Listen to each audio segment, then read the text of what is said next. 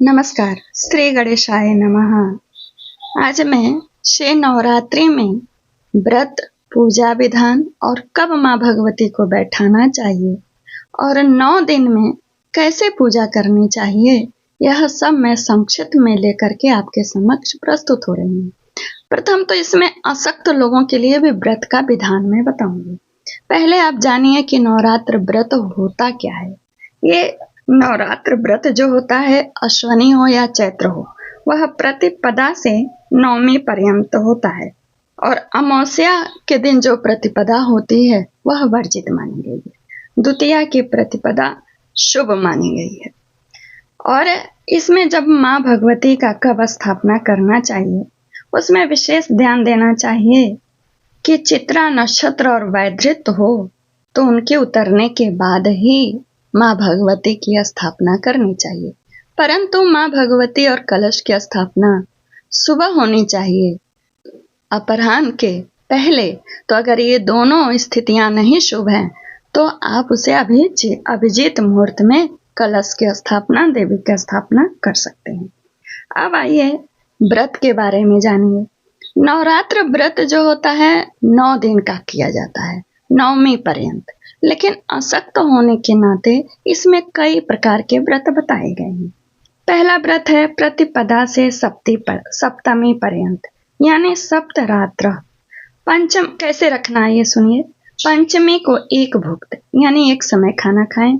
षष्ठी को नक्त व्रत यानी चंद्रमा निकलते समय नक्षत्र और तारा देख करके, यानी आपको सूर्यास्त के बाद भोजन करना है। और सप्तमी को अपने आप जो मिल जाए उसे ग्रहण करें, परंतु अष्टमी को अन्न नहीं खाना है और केवल उपवास करना है, फलाहार कर सकते हैं। नवमी के पारण से यह पंचरात्र व्रत हुई। सप्तमी, अष्टमी और नवमी के एक भुक्त व्रत से त्रिरात्र व्रत होता है, लेकिन अष्टमी को आप फलाहार ही लीजिएगा। आरंभ और समाप्ति के 2 व्रतों से युग्म रात्र होता है। आरंभ या समाप्ति के एक व्रत से एक रात्र के रूप में भी किया जाता है। सबसे पहले आप जानिए कैसे स्थापना करना है। आरंभ में शुभ स्थान की मृत्तिका से वेदी बनाकर उसमें जौ गेहूं बोएं, उन पर यथा सामर्थ्य स्वर्ण आदि का कलश स्थापित करें और कलश पर सोना, चांदी, तांबा, मृत्तिका, पाषाण चित्र में मूर्ति की प्रतिष्ठा करें। मूर्ति यदि मिट्टी, कागज या सिंदूर आदि का हो, स्नान से उसके नष्ट हो जाने का डर हो तो उस पर दर्पण लगा दें, जैसे फोटो होता है, या खड्ग आदि को उसमें परिणत करना चाहिए। मूर्ति न होने के अवस्था में कलश के पीछे को स्वास्तिक और उसके युग्म पाशों में त्रिशूल बनाकर दुर्गा तथा चित्र पुस्तक तथा और भी जो आपके पास फोटो हो उसे रख करके पूजा करें। पूजा 3 प्रकार की होती है, राजसी, तामसी और सात्विक। वैसे सात्विक की ही पूजा करना चाहिए। नवरात्र व्रत आरंभ करते समय सर्वप्रथम गणपति, मातृका, लोकपाल, नवग्रह, वरुण का पूजन, स्वस्ति वाचन और मधु पर्क ग्रहण करके प्रधान मूर्ति, जो भी दुर्गा जी की मूर्ति, कोई राम को भी मानते हैं, उनकी स्थापना करनी चाहिए। वेद विधि या पद्धति क्रम से या जो भी आपके कुल में हो, संप्रदाय के अनुसार पूजा करें। देवी के नवरात्र में महाकाली, महालक्ष्मी और महासरस्वती का पूजन तथा सप्तशती का पाठ मुख्य है। यदि पाठ करना हो तो देवतुल्य पुस्तक का पूजन करें। 1, 3, 5 आदि विषम संख्या के पाठ करने चाहिए और इसमें बहुत ही बताया गया है कि 1 पाठ से क्या मिलता है, 2 पाठ से क्या मिलता है। ये संक्षिप्त में बता रही हूँ। आगे आप सुनिए द्वितीया को आपको क्या करना चाहिए। द्वितीया को आपको अश्वनी शुक्ल द्वितीया को किसी भी प्रकार का दान देकर व्रत करने से अत्यंत फल प्राप्त होता है। सिंदूर तृतीया, अश्वनी शुक्ल तृतीया को चंपा के तेल में मिले हुए सिंदूर से देवी के केश पास के मध्य भाग को चर्चित कर, यानी सिंदूर लगाकर मांग में दर्पण दिखावें तो देवी की पूजा संपन्न होती है।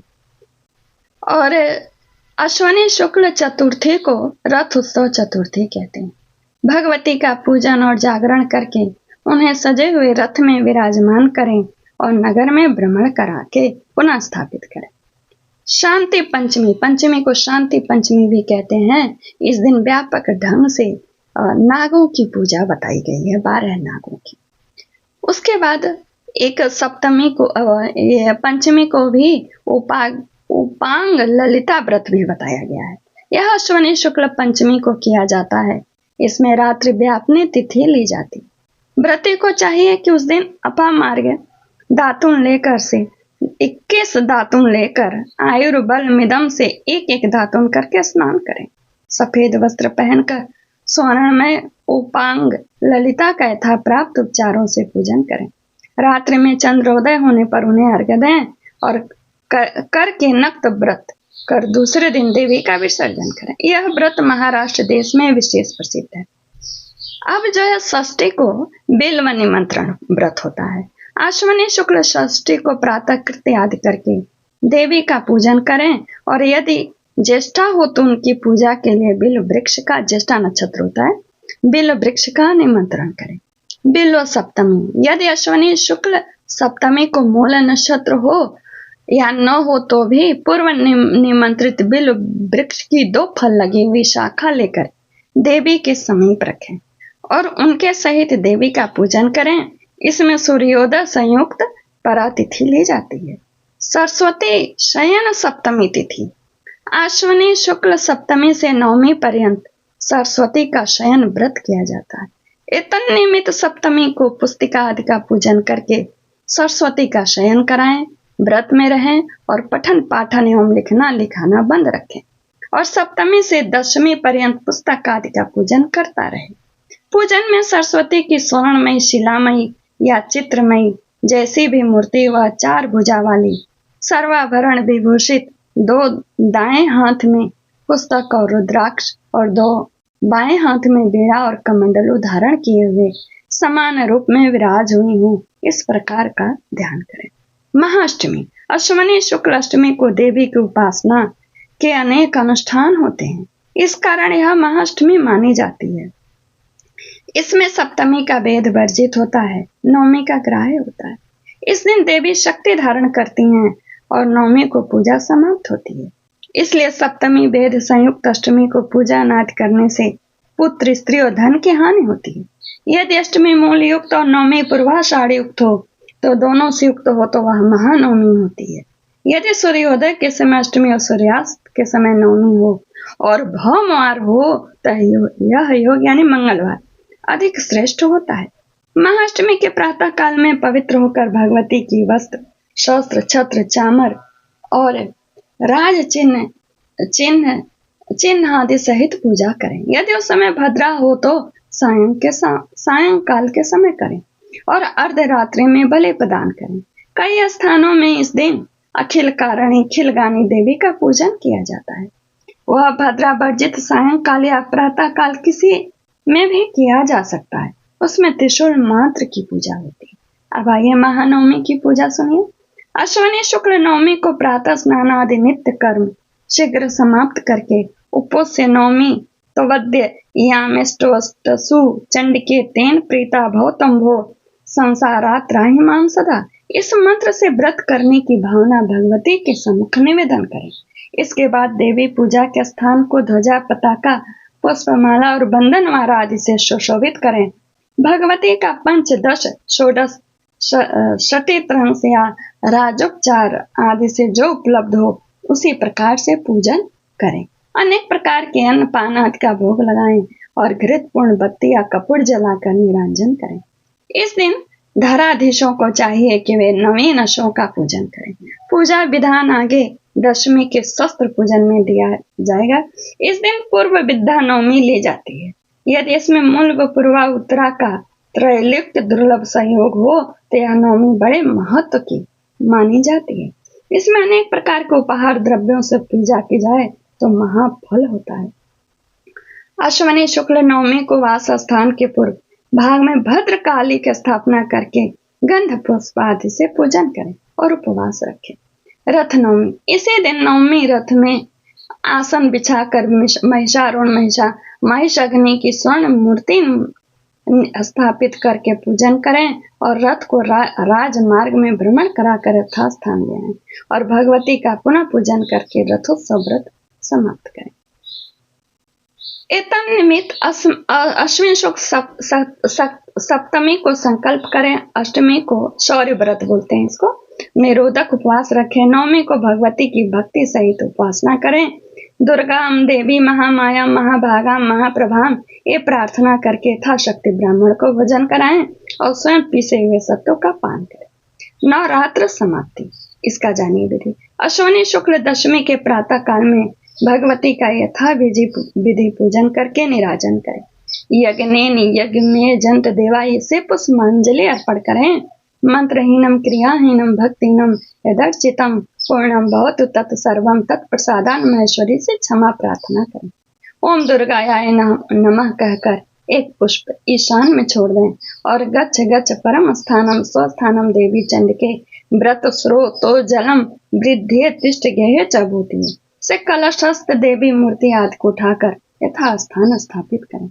यदि मूर्ति मृतिका आदि का हो और जौ गोधूम के ज्वारा हो तो उनको गायन वादन के साथ समीप के जलाशय ले जाकर दुर्गे देवी जगन माता स्वस्थानम गच्छ पूजिते षण्मासेषु व्यतीतेषु पुनरागमनाय वै इमां पूजां मया देवी यथाशक्त्योपादितां रक्षार्थं तम समादाय वज्र स्वस्थाना मुत्तमम।